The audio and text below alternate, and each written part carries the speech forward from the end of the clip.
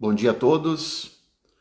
Nessa manhã de sábado ensolarada, dia maravilhoso de outono de 2023, vamos iniciar uma live com o nosso mestre Roberto Escola. Estou aguardando ele me chamar aqui para entrar junto comigo. Roberto, que é autor do livro Núcleo Cultural, pós-doutor em psicologia, doutor em psicologia social, mestre em administração de empresas, quer dizer, tem um vasto currículo e que vai conversar conosco hoje a respeito desse tema indispensável para os dias atuais, que diz respeito à cultura. Vamos ver aqui.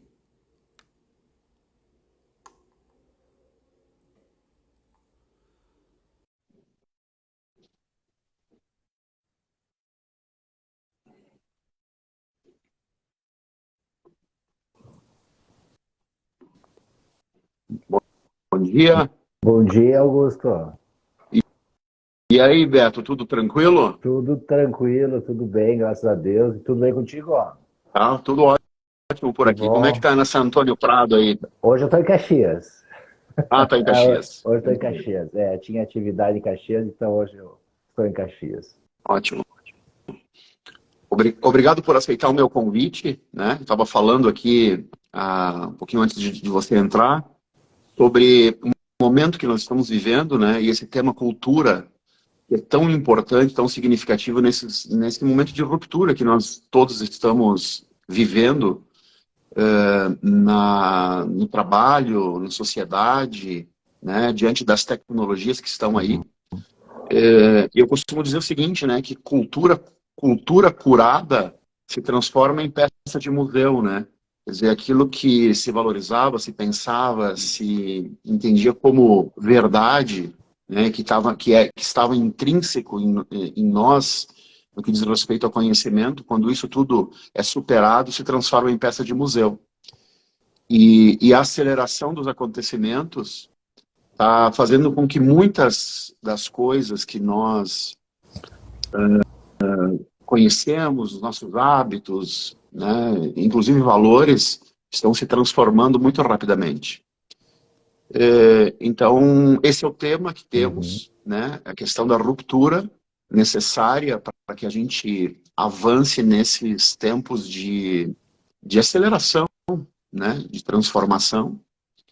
E os aspectos culturais que nós não podemos ignorar, nós não podemos jogar isso para o inconsciente, né?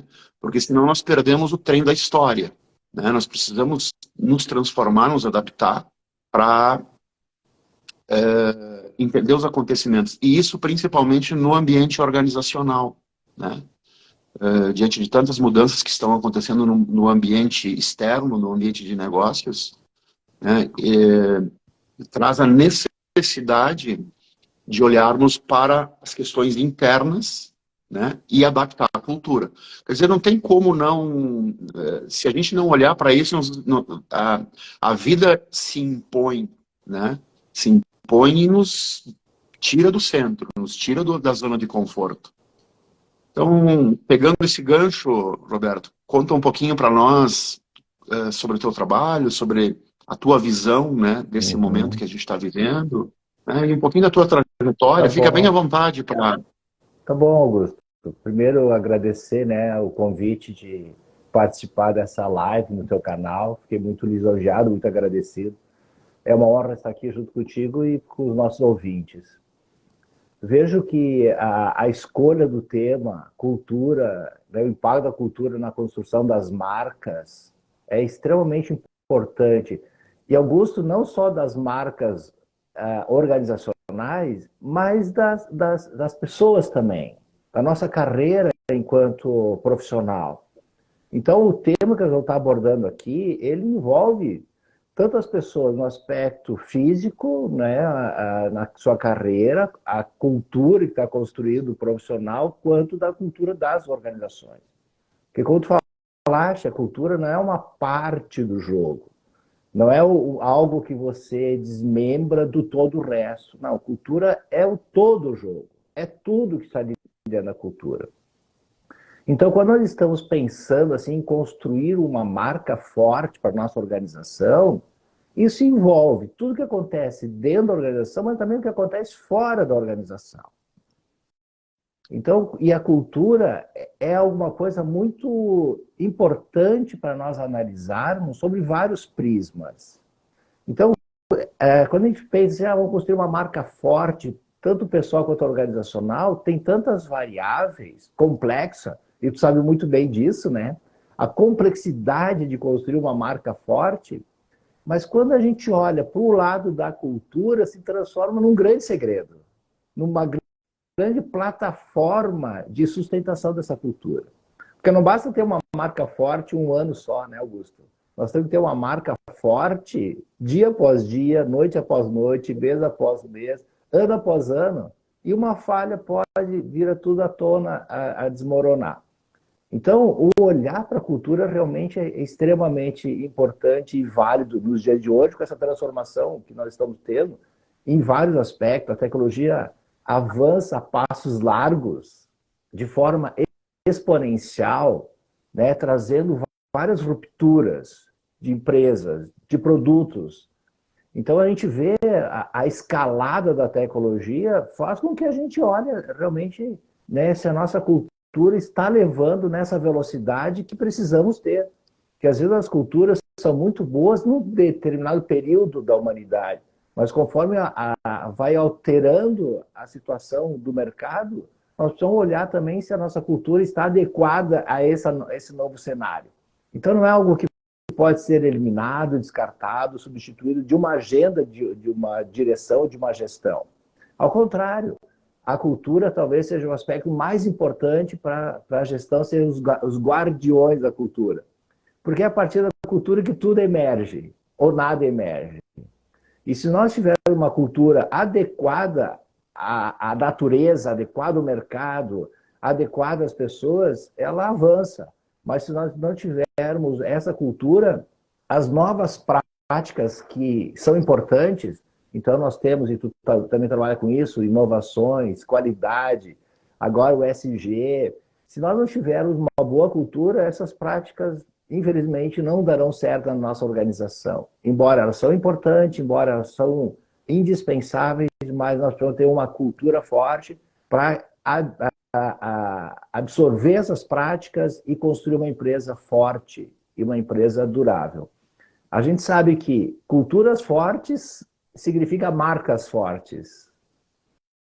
Culturas fortes significa empresas fortes. Culturas fracas é causal isso. É causal isso. Culturas fortes, marcas fortes. Culturas fracas, marcas fracas. Beto, quando a gente fala em cultura, né, como é uma matéria, quer dizer, é imaterial, né, e se trata de algo que está implícito em nós. Nós estamos mergulhados em culturas, né, muitas vezes fica difícil até da gente compreender, né, o que é exatamente cultura, né, ter essa noção com maior esclarecimento, né, cognizar a questão da cultura, é algo que exige um pouquinho, dar alguns passos para trás, no sentido de autoconhecimento, né, ou de olhar para uma sociedade, seja ela organizacional ou social, né, para que a gente possa entender alguns acontecimentos, alguns fenômenos que ocorrem ao nosso entorno e nós em relação aos demais, né? Eu estava pensando nessa live e eu me recordei que eu tenho aqui em casa uma caixa de abelhas, tá, que me foi presenteada, que é uma cultura. Cultura. uma caixa de abelhas, né? E eu queria fazer essa analogia justamente Tá. para Vamos fazer essa analogia. trazer à tona esse entendimento de uma maneira um pouco Tá. mais palpável, né? Então, essas abelhas, elas foram me presenteadas por um amigo, e ele me disse o seguinte: olha, fazem 15 anos que eu tenho essa caixa lá na minha chácara, né? E ele me trouxe a caixa, estava toda desmontando, né? A madeira já se deteriorando pelo tempo, e aquelas abelhas ali dentro vivendo plenamente, né, dentro daquela caixa. O que que eu fiz? Eu comprei uma caixa de abelhas nova, né, e transferi o ninho da, Certo. Uhum. da caixa velha para nova, e elas estão aí se defendendo, se protegendo, né? E eu estava fazendo um cálculo que uma abelha vive em média 45 dias, né? Se essas abelhas realmente elas estão guardadas nessa caixa há 15 anos, né, o tempo estimado que elas estão ali naquele ambiente, né, então a gente pode considerar que fiz um cálculo, né, 121 gerações de abelhas dentro, naquele mesmo ninho, dentro daquela mesma família, fazendo as mesmas coisas sempre. E se a gente fizer um paralelo com a vida humana, numa média de 50 anos, né, nós vamos ter incríveis 6.050 anos de história, de gerações humanas, fazendo essa projeção, fazendo esse paralelo entre 15 anos de vidas de abelhas, 45 dias do tempo de vida de cada uma delas, e nós, humanos, 50 anos de vida, né, nós chegaremos a 6.000 anos de história. Porque aí a gente está falando numa cultura biológica, né? E essas abelhas continuam repetindo, entende? Nesses 6.050 anos aí, trazendo para um paralelo para a nossa espécie humana, Claro. né? Serão 6.050 anos lineares, né? Realizando as mesmas tarefas, com as mesmas metas, nasce, procria, Uhum. evolui, morre, e vem outra geração, e outra, e outra, e outra, e aquilo se repete. E as Uhum. abelhas estão há 125 milhões de anos, a Sim. existência É das abelhas, mesmo? né? Uhum. 125 milhões. Só que aí se trata de uma cultura biológica.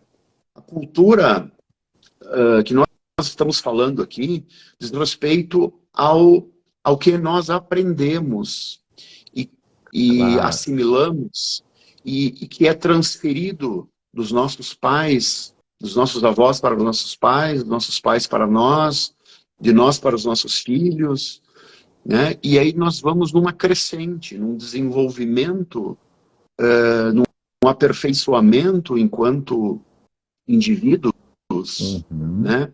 Nas relações, na maneira de fazer negócio, no conhecimento, né? E aí nós vamos evoluindo no que diz respeito à cultura absorvida, Sim. né? A Roseli tá escrevendo aqui no chat, eu estou lendo o chat da Roseli, né? Abraço, Roseli. Ela está dizendo que a cultura cria padrões repetitivos, né? Então, a cultura estabelece um padrão para aquele grupo. Então, ela vai definir um padrão. Aquele grupo vai sempre se repetir, sempre se comportar, criar hábitos e comportamentos muito semelhantes a toda a história. Que a cultura vai definir. A cultura é um elemento causal. Então, a cultura cria ambientes que cria pensamento nas pessoas, que cria atitudes e comportamentos. A cultura é o início de tudo. Então, quando tu traz assim, e importante, né? Puxa, a cultura é uma coisa que a gente não consegue pegar, digamos assim, é uma coisa muito subjetiva, Uhum. mas a gente pode fazer uma Ela está gestão viva em cultural. nós, né? Ela está viva, a cultura está viva, a gente pode fazer uma gestão cultural. Porque se não fizer uma gestão cultural, a gente não poderia fazer isso nas organizações, que tem que ser modelos onde eu consiga criar alguns indicadores para ver se eu estou evoluindo aquela cultura. Não pode ser alguma coisa só tão abstrata, metafórica, poética. Não, cultura não tem nada de poesia. É poético também. Ela tem um designer lindo, a cultura, mas a gente precisa capturar essa cultura, entender o que é cultura para fazer a gestão da cultura. Porque como é que eu vou mudar a cultura se eu não capturar? Você só consegue domar o animal se você capturar o animal. Se é um cavalo, né, nervoso, para mim, domar aquele cavalo, primeiro eu tenho que capturar. Então a cultura é a mesma coisa. Eu preciso capturar a cultura para fazer a gestão da cultura. Eu achei Sim. genial, inteligente, quando tu traz a comparação da natureza com uma caixa de abelha, e ali é um sistema cultural. Então, a cultura, ela realmente veio da agricultura. Né? O termo cultura é da agricultura. É aquela Perfeito. agricultura da determinadas fazendas, que aí tu vai plantar de acordo com o solo que tem a cultura, o clima que tem aquele ambiente. Eu não posso plantar alguma coisa se não tenho o solo adequado para aquilo lá, e nem a chuva, e nem o calor. A gente precisa, viu? Olha só como é inteligente isso. Se eu plantar algo que o solo não absorve aquela semente, não germina aquela semente, não vai dar certo. Então, para mim plantar uma semente num solo que vai florescer e crescer, eu tenho que respeitar a cultura daquele solo, daquele ambiente. Não é verdade? A gente precisa plantar uva em solo, em terrenos, que a uva vai florescer e vai crescer. Em alguns solos ela não vai florescer e crescer. Mas Sim, quando a gente planta um lugar... Mas é um conjunto de... Vamos começar na tua caixa de abelhas para a gente entender o termo cultura. Então, porque quando me fala cultura, é um estudo, quando a gente consegue capturar recente, não é alguma coisa muito antiga, então não... A gente sabe da importância da cultura. A agricultura entende muito bem, mas as organizações é algo extremamente forte, poderoso, mas nós estamos ainda tentando entender as culturas das organizações. Muitas pessoas, muitos gestores não conseguem entender a cultura da organização porque observam a cultura como uma coisa muito metafórica. Mas se a gente pegar a caixa de abelha e levar para as organizações, quem está nos ouvindo agora vai entender e vai poder fazer a mudança cultural já na segunda-feira. Já na segunda-feira. Isso aí. Então, a tua caixa de abelha, o que tem na tua caixa de abelha? Tem abelhas, certo? Tem abelhas. A colmeia. Tem a colmeia. Tem relação entre abelhas. Isso já é o produto delas. As relações entre elas. As relações entre elas. Tu sabe que as relações entre elas... As funções... Sistema de defesa delas. Se tu colocar ali algo diferente de abelhas, vai mudar a cultura. Se tu botar um outro tipo de insetos, outro tipo de órgãos vivos ali dentro, tu começa a mudar a constituição daquela cultura, não é verdade? Elas eventualmente são atacadas por uma outra espécie de abelhas que são invasoras, que são as abelhas limão, né? São todas abelhas nativas. E aí existe um processo ali de batalha, né? De proteção do ninho, né? A tribo se une e se mobiliza para proteger o ninho, né? Tem papéis definidos, né? Então, um processo, só para a gente concluir da tua abelha, para a gente ir para um outro, se me permite. Então, claro. As abelhas, as relações entre elas e mais todo o entorno cria a cultura. Essa é a cultura. Então, uma analogia boa, né? É uma analogia boa. Tu pode ensinar isso nos teus cursos. Então, as abelhas, né, se elas ficarem mais violentas ou mais dóceis, muda a estrutura, a produção de mel. A Roseli está trazendo... A Roseli está trazendo o agrotóxico, né? Então, se a gente trouxer isso para a nossa sociedade, aí fica uma pergunta no ar, né? Qual seria o agrotóxico que está interferindo na cultura humana, né? Tu sabe, um agrotóxico que está interferindo muito na cultura humana, que a Microsoft, ela, há 10 anos atrás, ela escreveu sobre isso, mas a gente não prestou tanta atenção. Agora, o ano passado, a revista MIT publicou um novo artigo chamando muita atenção, que é o colapso do contexto.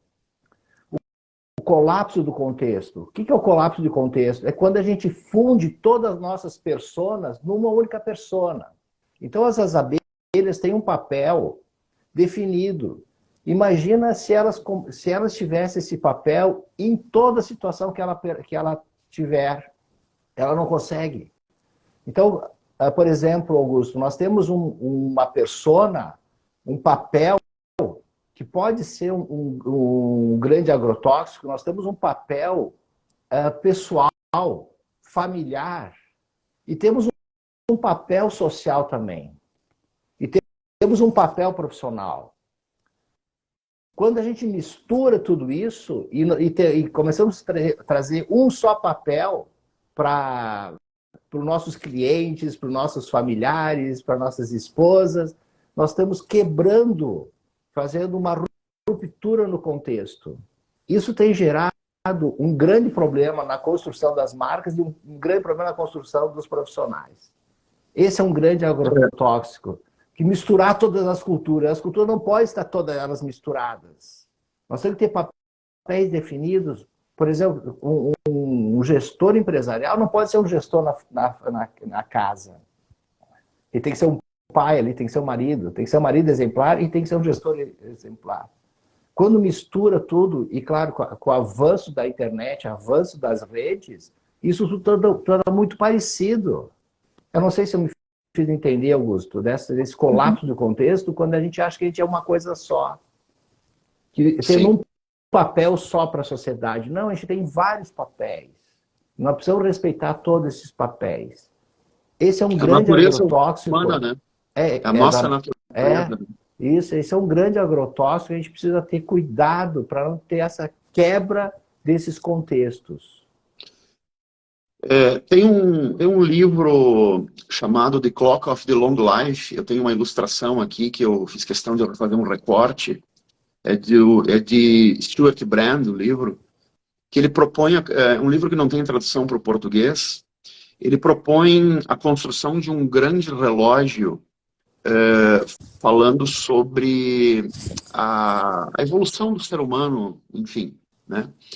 E vamos imaginar o seguinte, né, que no centro desse relógio, né, naquele ponto, como se fosse um ponteiro de um relógio analógico, no centro, eu tenho um ponto fixo que não se movimenta, né? E ali eu tenho a natureza, que ele põe ali a natureza.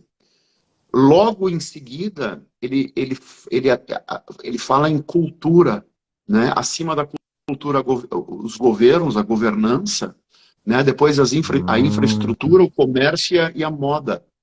Né? Então, veja como é interessante a analogia que ele traz. Porque a moda ela é altamente volátil e se transforma, né?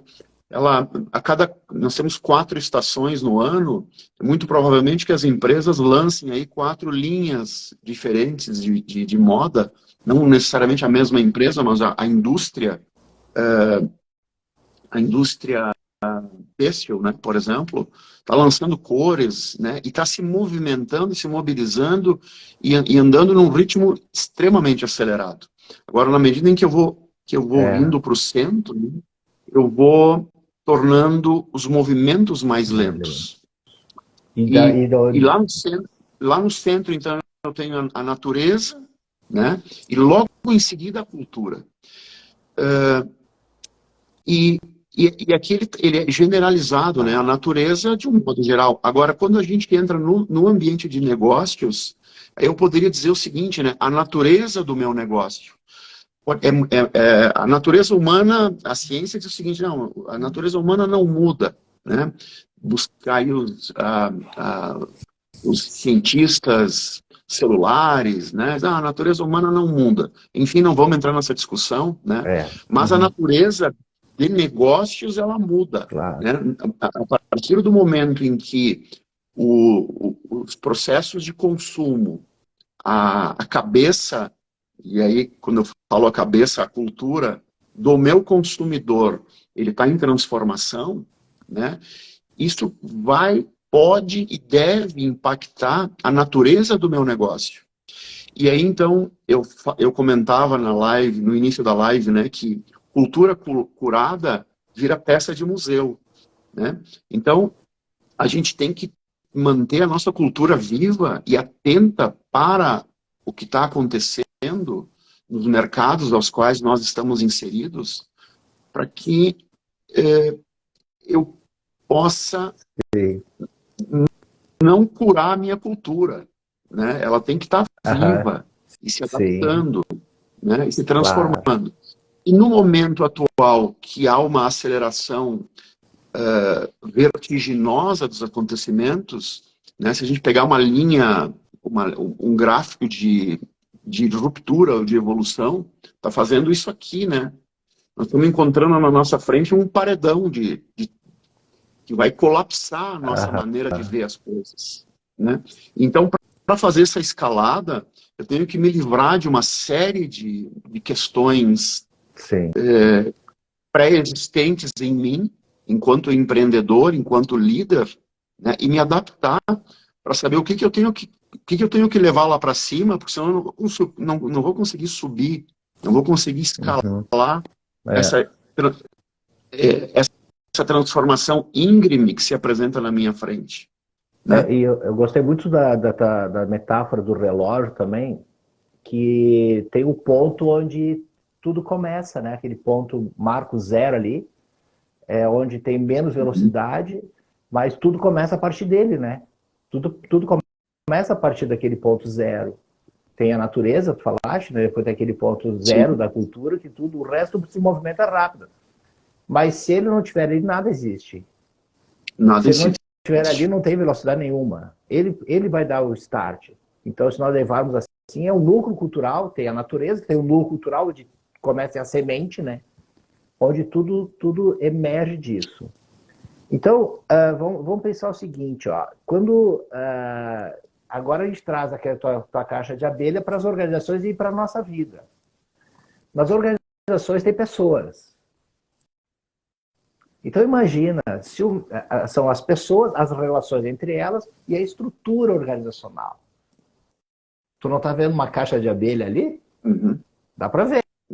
São as A pessoas ali dentro, manufatura, né? estão fazendo, estão produzindo alguma coisa. Então é como se fosse, é uma metáfora da natureza, uma metáfora da agricultura. Então tem as pessoas ali fazendo as relações, né, através de regras, normas, estratégia, coisas conscientes, uma estrutura bastante racional, e também nós temos ali os indicadores, as metas, objetivos, produtos, o estacionamento, as mesas, tudo que tu vê. Então, cultura tem uma parte que tu não enxerga, que está no centro daquele relógio lá que tu mencionaste, que é o inconsciente das pessoas, né? Esse inconsciente das pessoas está ligado ao inconsciente coletivo.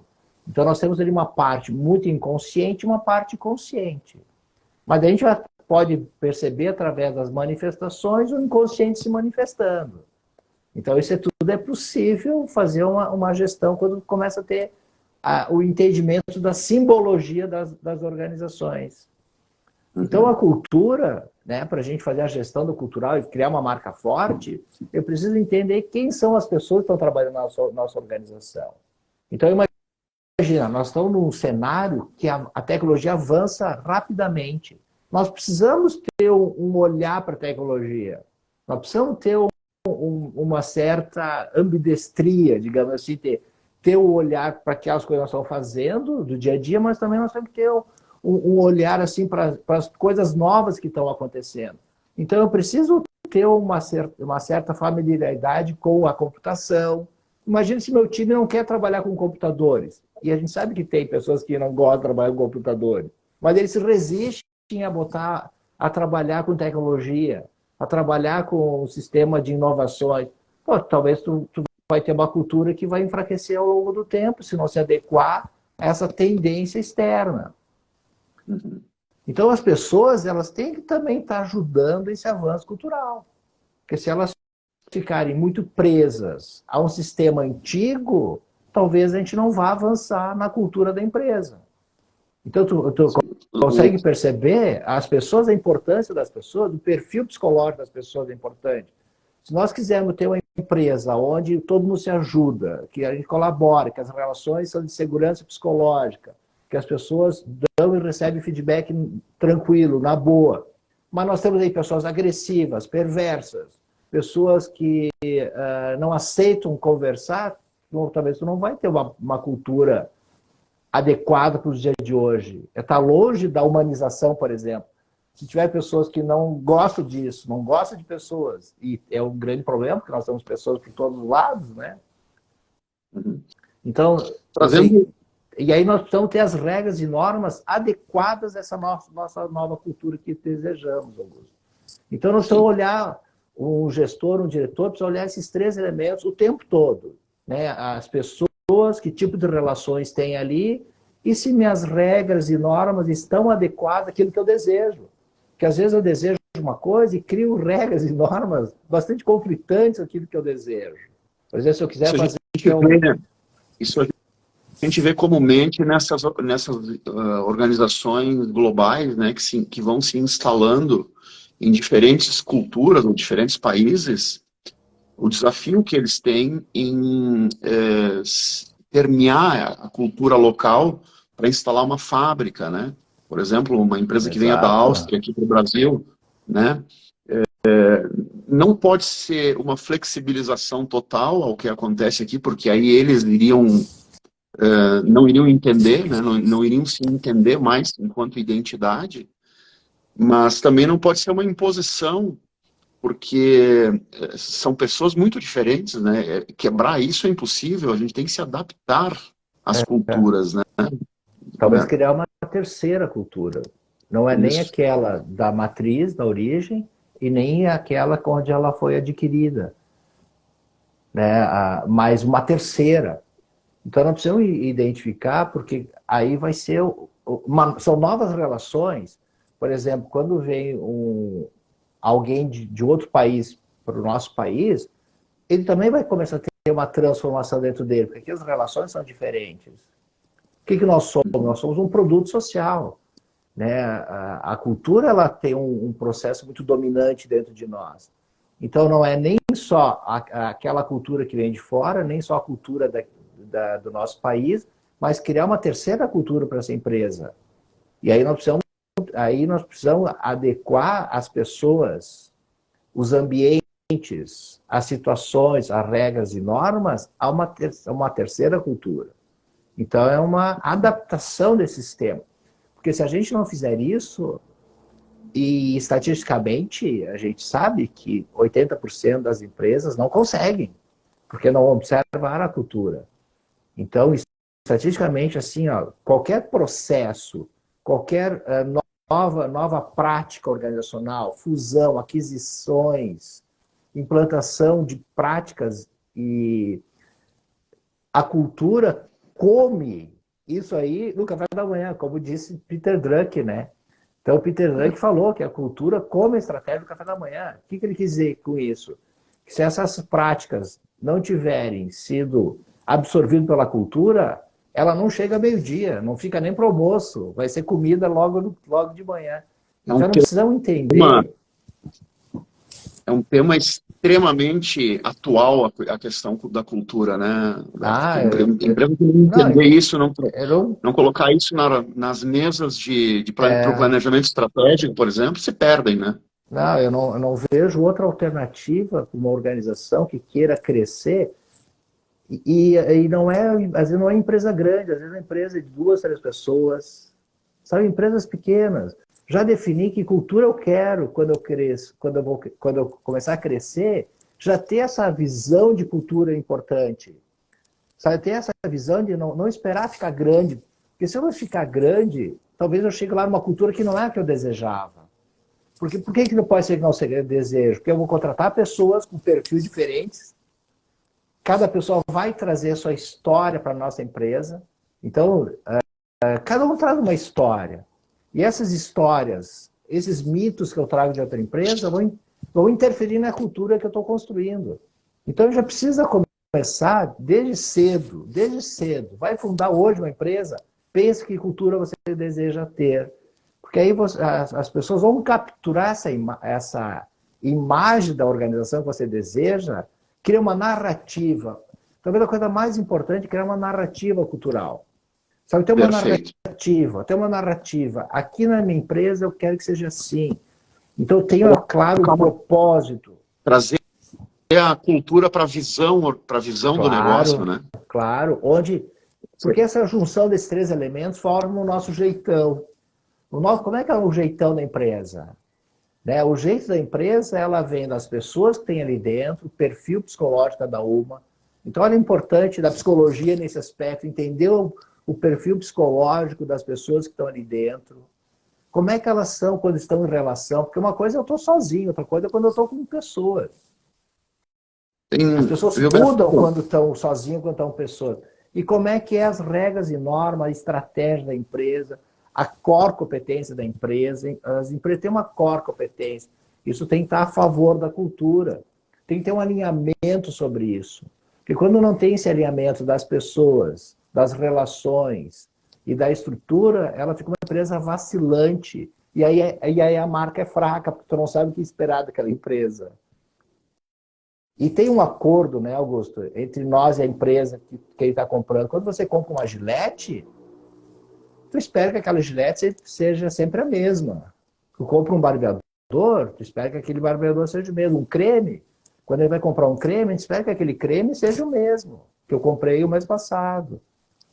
Porque quando elas rompem com isso, quando a Gillette não é mais a mesma, o barbeador não é mais o mesmo e o creme não é mais o mesmo, ela rompe um contrato que fez com o seu cliente, seu consumidor. E quando ela rompe esse contrato, ela perde essa legitimidade de ação. E aí a marca começa a ficar fraca. Porque ela perdeu esse contrato, ela rompeu esse contrato. Aí tu não compra mais a Gillette, o barbeador e nem o creme depois. Perfeito. Começa a ficar fraca. Trazendo essa questão da cultura para design de produto, né, que tu tá abrindo um gancho, e também design de marcas, eu queria só fazer um comentário, assim, ver o que tu pensa a esse respeito. Tem um livro, se não me engano, é Design Cultural, enfim, não vou lembrar agora o título exato do livro, sequer do autor, mas que ele narra a história de que a Jeep, né, desenvolveu os faróis redondos dos seus automóveis, da linha Jeep, baseado no olho do cavalo. Porque o cliente que eles entendiam como consumidores do produto eram também amantes, aficionados e possuíam nos seus hábitos, na sua cultura, as relações com esse animal, com o cavalo, né? Então, de olho nesse aspecto, eles desenharam os faróis dos jipes redondos como os olhos dos cavalos, né? A fim de fazer uma relação subjetiva, implícita, colocando no produto algo que fosse reconhecido pelo consumidor, né, e valorizado pelo consumidor em função desses traços culturais que existem, né? Quer dizer, o designer de produto, né, ele precisa olhar para a questão cultural ele tem que se apropriar disso de tal modo que ele consiga traduzir traços culturais no produto que ele está desenvolvendo. Genial. Assim como as marcas, né, seria inconcebível uma empresa se projetar no tempo e evoluir como a indústria de automóveis, por exemplo, pegar a Fiat italiana, né, está lá no berço do design, ela transformar, evoluir os seus automóveis e não olhar para a sua marca, né? Quer dizer, eu embarco tecnologia, transformo o design dos meus produtos para me tornar competitivo à altura de um mercado globalizado, como é o mercado automobilístico, automotivo, e desconsiderar a minha marca. Porque a partir do momento que eu, consumidor, olho para uma marca que ficou parada no tempo, enquanto que tudo mudou, automaticamente, eu não nem sei se a palavra certa seria automaticamente, né? Eu acho que, naturalmente, eu passaria a olhar para uma empresa antiga, né? Quer dizer, a importância de eu fazer os meus movimentos, as adaptações culturais, transformando o produto, transformando processos internos, incorporando tecnologias, me adaptando, entendendo as pessoas, mas trazer junto as questões simbólicas.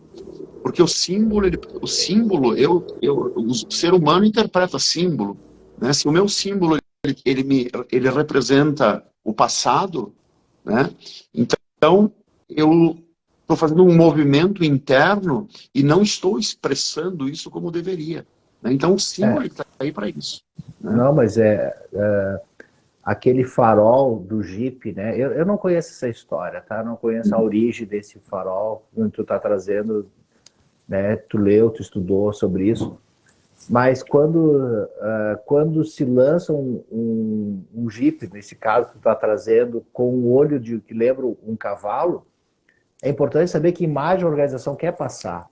Porque se ela não souber a imagem que ela quer passar, ela pode até lançar e ficar muito bonito, mas não, se não tiver adequado a imagem dela, a identidade dela, vai ser um grande problema para os outros Jeeps. Está tudo Está costurado. tudo costurado. Né? Essa Então, postura. costurado. Então ela tem que saber assim, ó, eu quero passar uma imagem, eu quero ter um símbolo. Quando pensa em Jeep, eu até não... pensa em Jeep, está pensando nesse animal. Então, a organização tem que ter clareza dessa cultura para passar uma imagem certa. Porque às vezes está passando uma imagem que não está adequada à cultura que eu quero passar.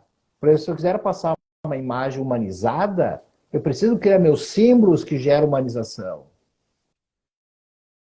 E é através da simbologia que as culturas se sustentam.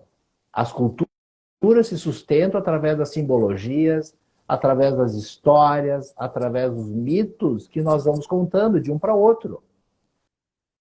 Então, os avós contavam história para os netos e estavam carregados de cultura nessas histórias. O pai conta a história para o filho, está carregado de valores culturais. Então, é através das histórias, da simbologia, dos ritos. Então, as organizações sustentam as suas culturas através das histórias que seus gestores contam. Uma história de superação de alguém, uma história de como teve um momento ímpar na sua organização, a história da fundação, a história, né, da vida da empresa. Então, ter um histórico da organização é um exercício saudável. Saber de onde é que a gente veio. E a gente consegue criar uma narrativa para onde vamos. Então, esse contato com a história, criar essa simbologia. Então, pode fazer, às vezes, uma simbologia, os rituais de celebrar conquistas. Não só ir através de meta-objetivo, mas celebrar conquistas é algo bacana. As conversas, sentir o calor, sabe? Um gestor sentir o calor do time, e entrar na fábrica, ver, sentir, conversar com as pessoas, quadro, paredes. Às vezes tu entra numa empresa, tá tudo clarinho, tudo pintadinho, não tá passando nenhuma imagem, nenhuma mensagem, tô perdendo tempo em relação a isso. Botar ali algum símbolo daquilo que você deseja que as pessoas se orientam. Porque no dia a dia, tu não vai prestar atenção nas letras que estão escritas nos painéis, mas se você tiver imagens, aquela imagem ela entra muito mais de uma forma visceral nas pessoas, e aí começa a criar uma cultura que a gente deseja.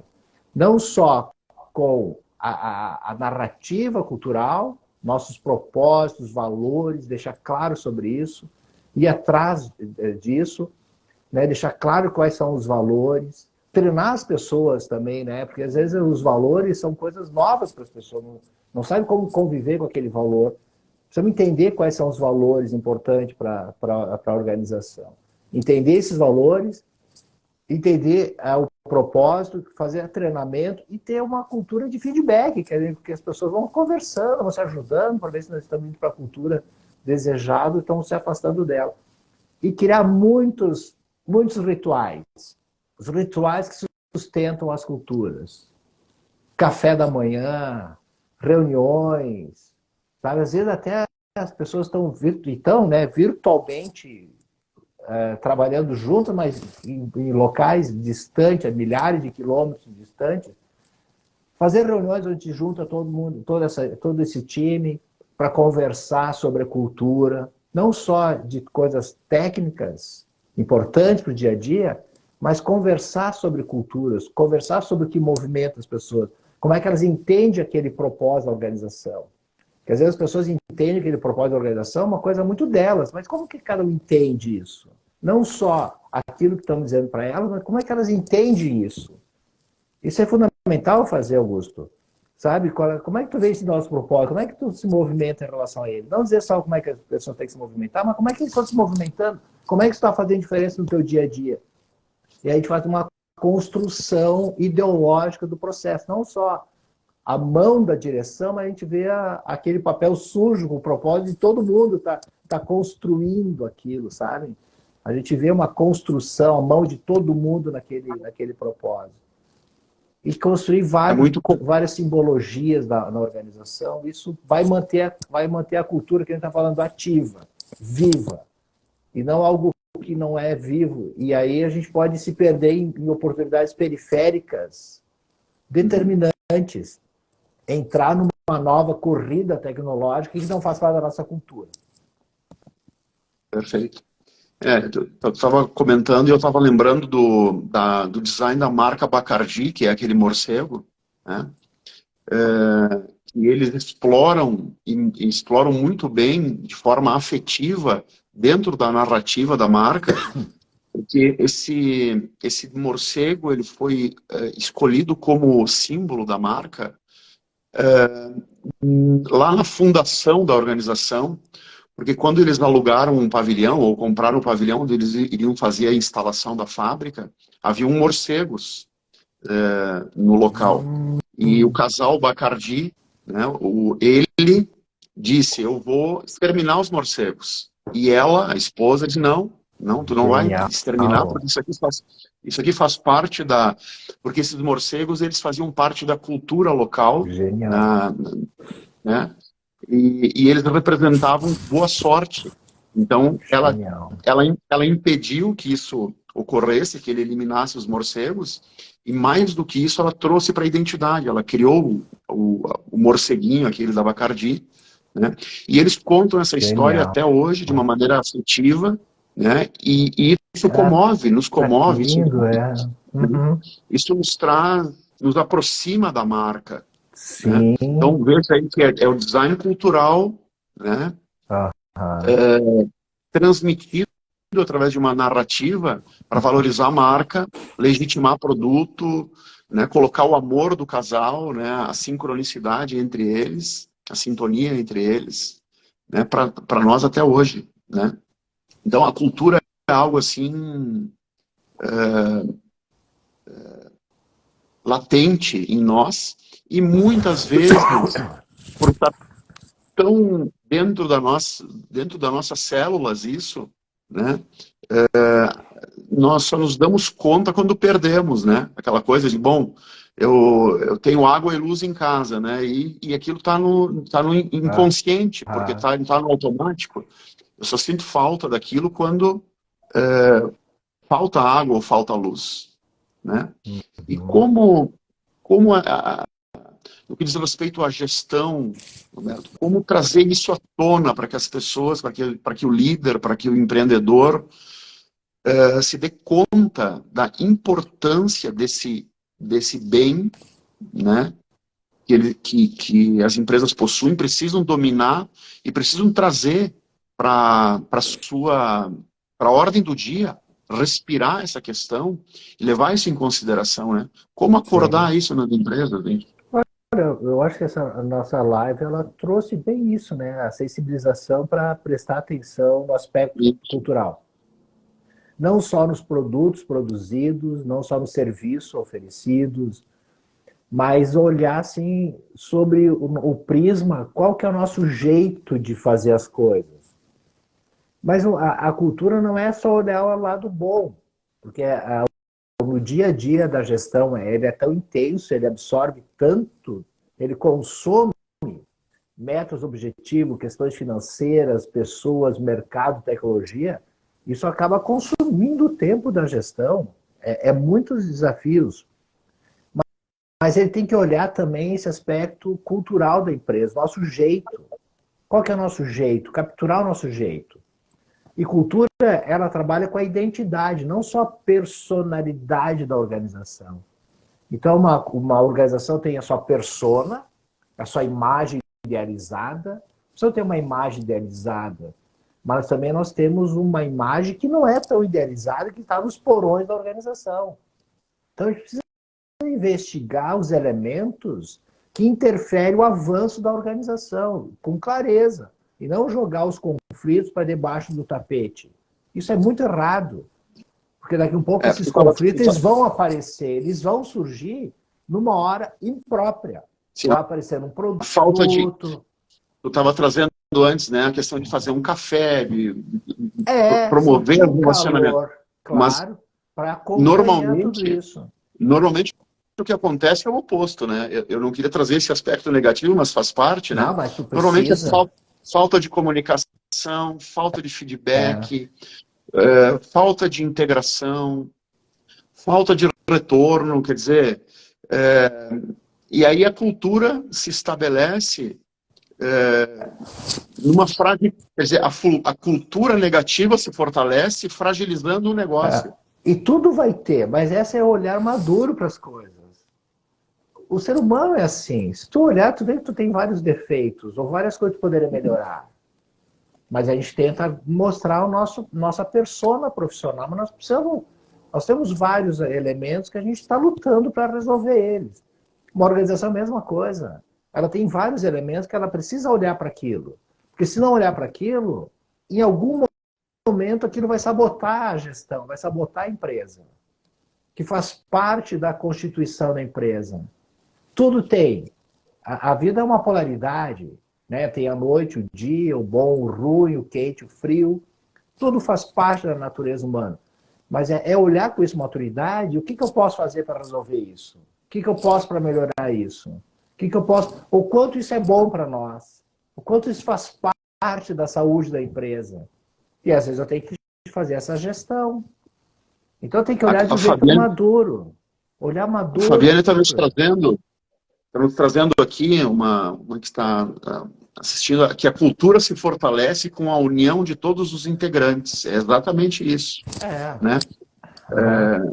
Uma cultura fortalecida une os integrantes, não é isso? Sim, Claro, é uma cultura forte, ela é uma cola, ela tem um elemento de coesão grupal quando a cultura é forte. As pessoas ficam coesas grupalmente.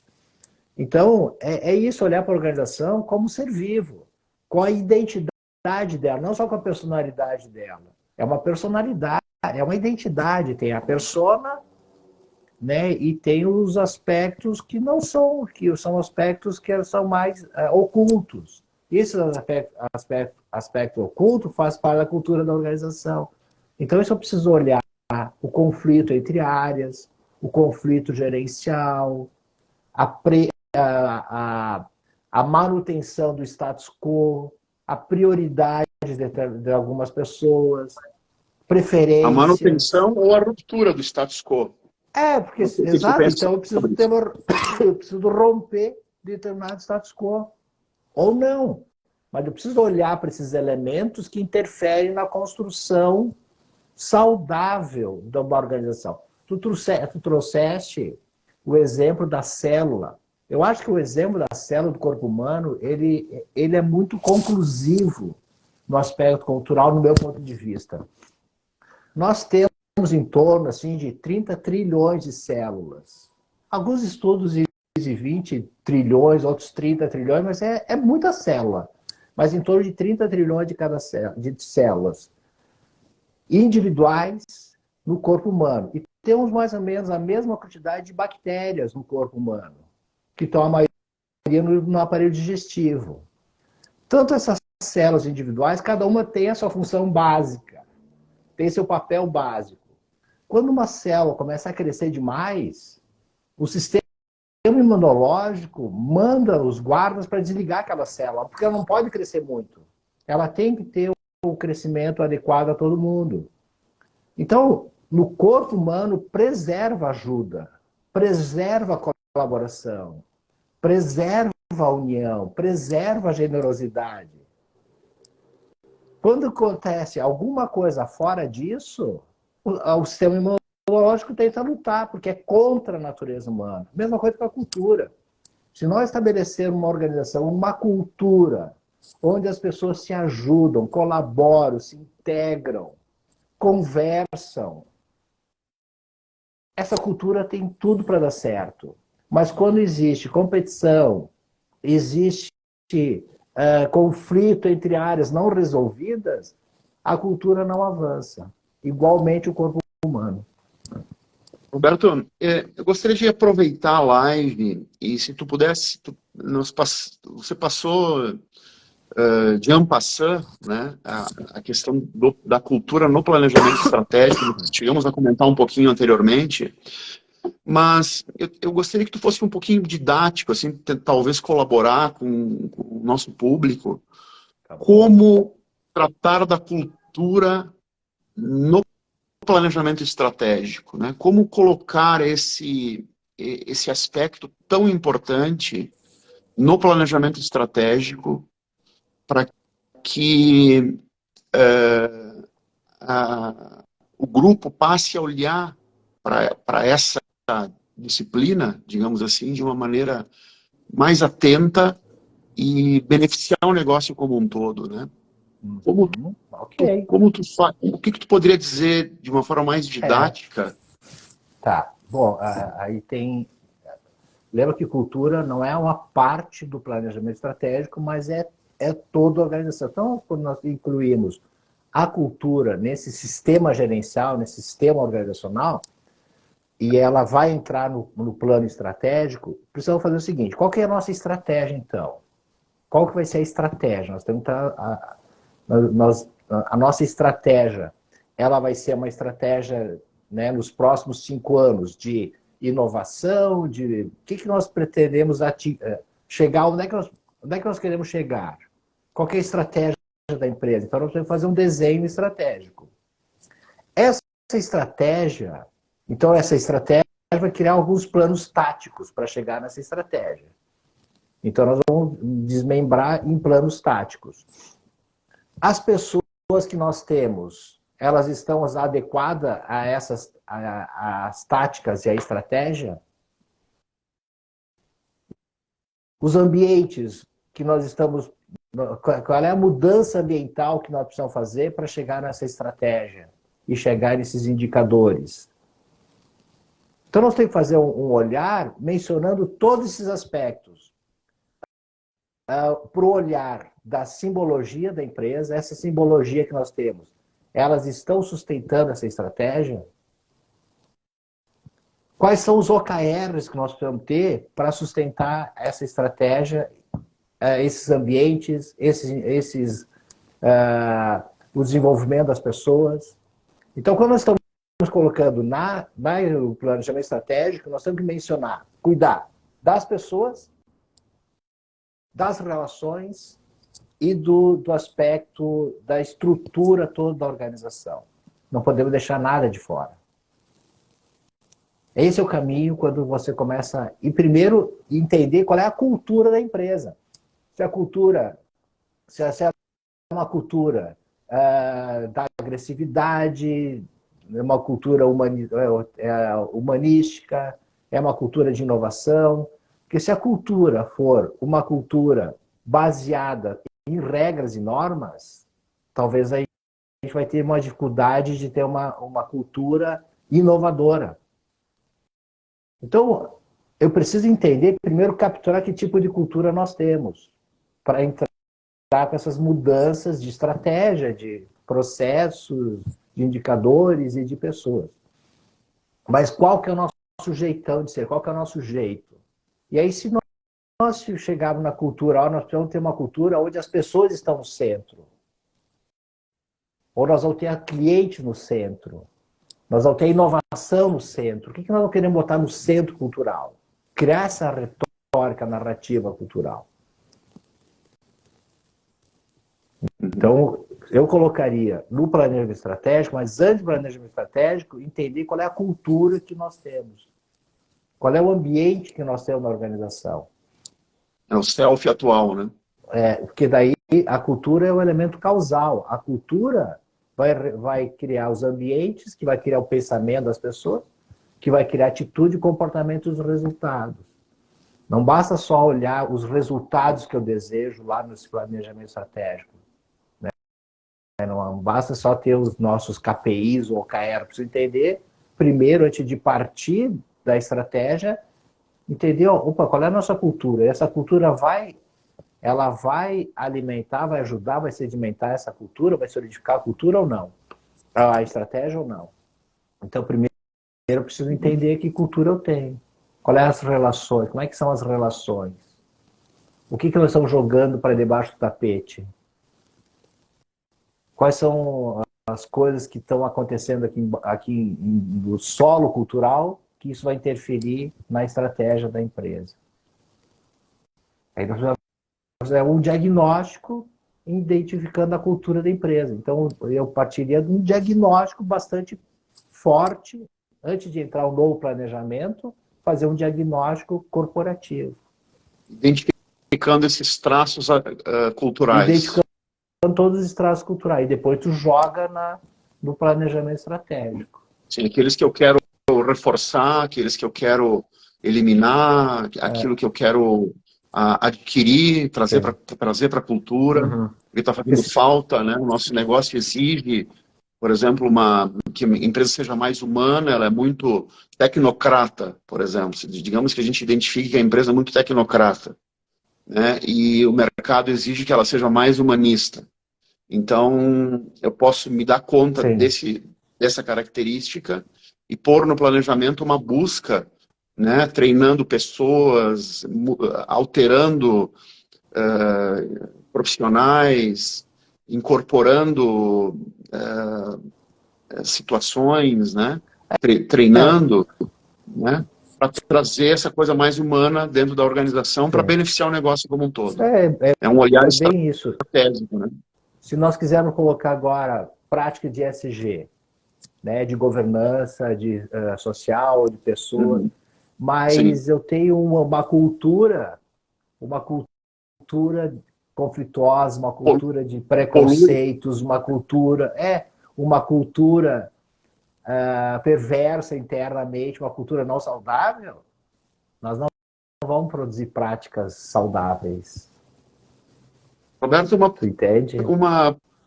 pergunta pessoal agora. Como foi que tu entrou nesse mundo, né? Porque é um desafio, né? Lidar com cultura, escrever sobre isso, estudar a esse respeito. E principalmente, pelo menos até então, né? Vamos lá, sobreviver com esse tipo de trabalho no ambiente corporativo, porque eu acho assim que a cultura, de um modo geral, foi colocada por debaixo do tapete por muitos, né? Para não olhar para isso, né? Não quero nem olhar para isso para não começar a me incomodar. Então, como foi que tu começar pelo fim. Eu escrevi esse livro, né? Núcleo Cultural. É uma produção minha, assim, que eu escrevi. E aí eu coloquei Núcleo Cultural porque aquele ponto do relógio que tu falou, que ali é o ponto-chave, assim, onde tudo começa ali, através do núcleo da cultura. O núcleo cultural cria a cultura, que cria os ambientes, que cria as atitudes, os pensamentos, atitude, comportamento e resultado. Então não basta sair para o resultado, mas precisa investigar o núcleo da cultura. Então podia ser aquele ponto do relógio que você mencionou no livro. Mas eu me formei em engenharia química, eu sou engenheiro químico aqui da UX, né, da Universidade de Caxias do Sul. E depois eu fiz uma formação em dinâmica de grupo, que eu vi uma colega minha aqui, a Roseli, a gente se formou junto, foi em 96. Então, é uma coisa que, esse estudo do grupo é uma coisa que ficou em mim e fica em muita gente quando estuda processos grupais.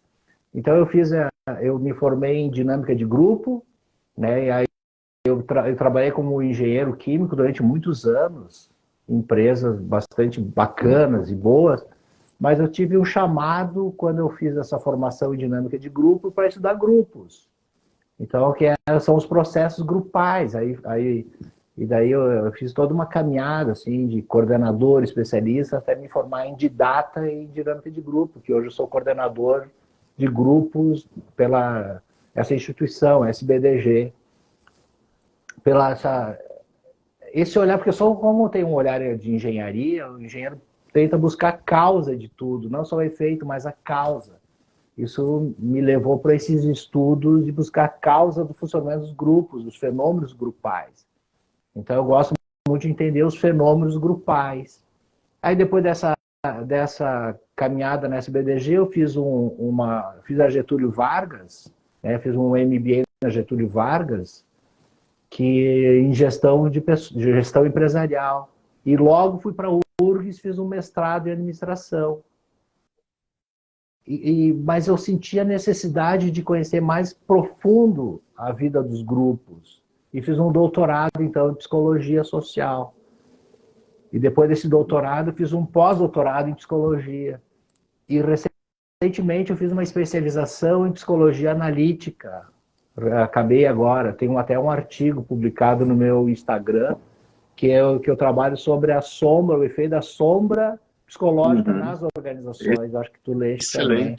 Excelente. Então, a minha busca é de entender os elementos mais subjetivos do funcionamento dos grupos e da sociedade e das organizações.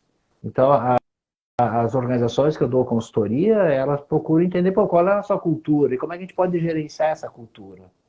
E aí é um trabalho com bastante profundidade, né?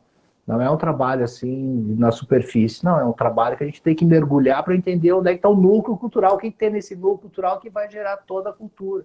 Porque se a gente não mudar esse núcleo cultural, essas práticas, essas estratégias, esses processos, eles vão gerar um desgaste enorme nas pessoas, uma doença organizacional. Mas quando tu entende qual que é o nosso núcleo, opa, então tá, então eu posso fazer essa ação para mudar o que está dentro dessa nossa cultura. Quando tu parte do centro, o impacto é ponta a ponta, né? É de ponta a ponta. Porque senão tu trabalha na superfície, sim, né? E tu não resolve o que está acontecendo lá dentro. Né? Aí tu condiciona, né?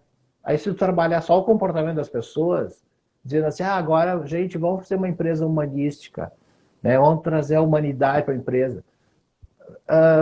Ela não vai dessa forma, as pessoas não vão aceitar algo que é dito simplesmente. Tem que estar incorporado e permeado em todas as pessoas, em toda a liderança. Nós só conseguimos fazer uma grande mudança organizacional quando aqueles elementos, quando aquela narrativa, ela está permeada, incorporada do presidente ao porteiro. Todo mundo participa daquilo. Porque se só o porteiro participar, ele vai participar 1 ou 2 anos, depois ele vê que não é uma coisa de todos. Os funcionários, porque quando a gente sai de casa, a gente sai querendo fazer um bom trabalho. Não, as pessoas não querem fazer um mau trabalho, não é assim que funciona.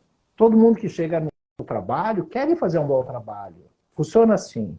Mas a gente precisa ver nos outros, na direção, nos gestores, também querendo, fazendo a coisa certa.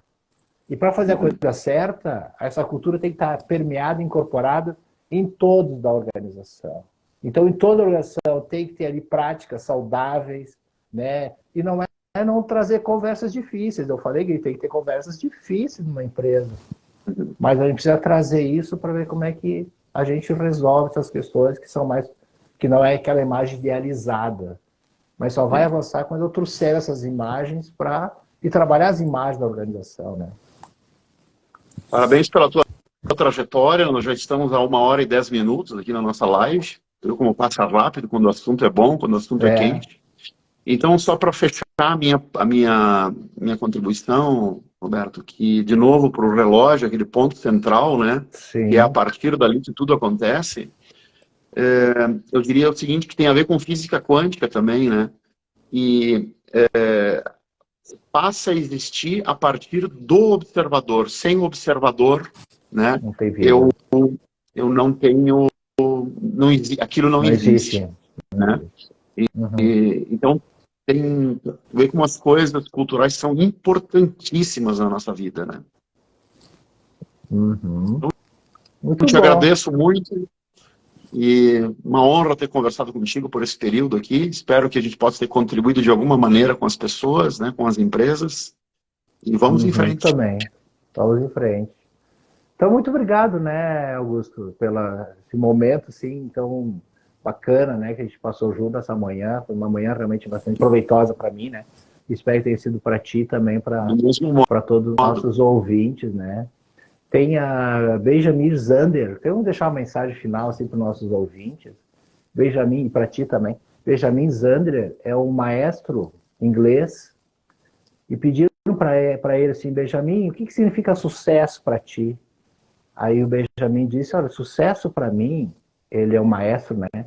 Não tem nada a ver com dinheiro, poder, riqueza, carros, casa. Para mim, sucesso tem a ver com olhos brilhantes ao meu redor. Quantos mais olhos brilhantes ao meu redor, mais sucesso eu tenho. Então, eu quero deixar para ti, para todos os nossos ouvintes, que muitos olhos brilhantes olhem para vocês. Então, um grande abraço, né? E esperamos um dia nos rever, né? Em outra live.